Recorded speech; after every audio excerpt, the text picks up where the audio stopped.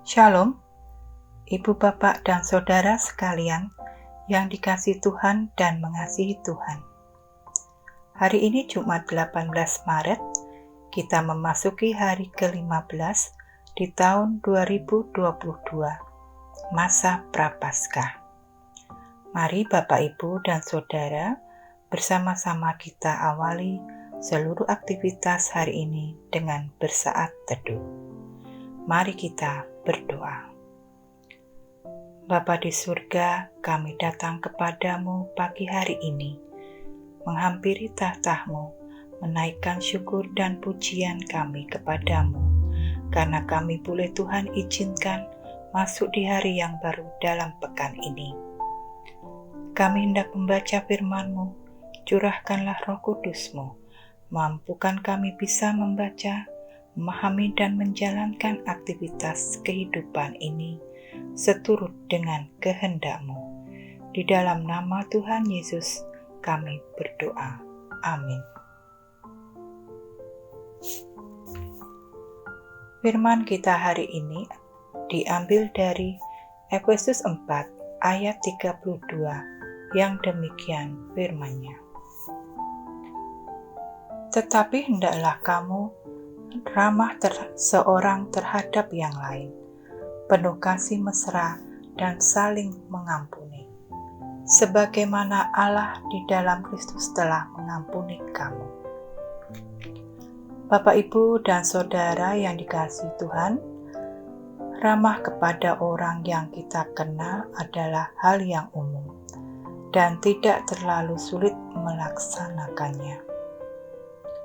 Setiap kita berjumpa dengan orang yang kita kenal, pastilah kita menegur sapa dan ngobrol, juga berkelakar dengannya. Kita pastilah sulit ramah kepada orang lain yang belum kita kenal. Kalau kita terlalu ramah dengan mereka, bisa saja mereka menganggap kita SKSD, artinya sok kenal sok dekat. Lalu apakah yang dimaksud dengan ramah terhadap yang lain dalam nas hari ini? Pertama, harus penuh kasih mesra. Kasih mesra itu artinya kasih kita harus memiliki daya tahan. Tuhan Yesus sudah memberi teladan bagaimana kasih-Nya yang tidak goyah. Walau ia dikhianati, disangkali, ditinggalkan, dan menghadapi tantangannya sendiri. Kasih mesra itu adalah kasih yang harus dipraktekkan, bukan sekedar teori. Bagi Yesus, kasih tidak cukup hanya diajarkan, dijadikan simbol, slogan, atau wacana semata, tetapi harus melekat dalam gaya hidup kita, sehingga menjadi ciri khas setiap murid-muridnya. Kasih mesra itu juga adalah kasih yang harus menjadi identitas orang percaya.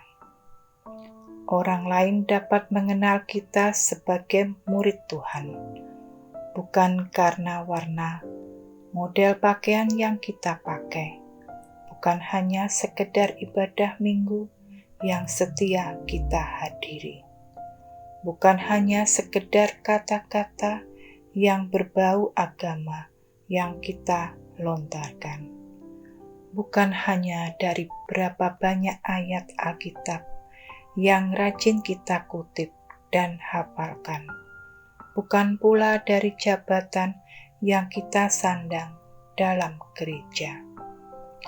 Identitas seorang murid Kristus diukur dari bagaimana relasi yang penuh kasih mesra dengan Tuhan dan sesama. Kedua, saling mengampuni. Pengampunan adalah kunci bagaimana semua hubungan yang sehat, kuat, dan yang kekal abadi. Itulah sebabnya kita harus paham betapa pentingnya mengampuni.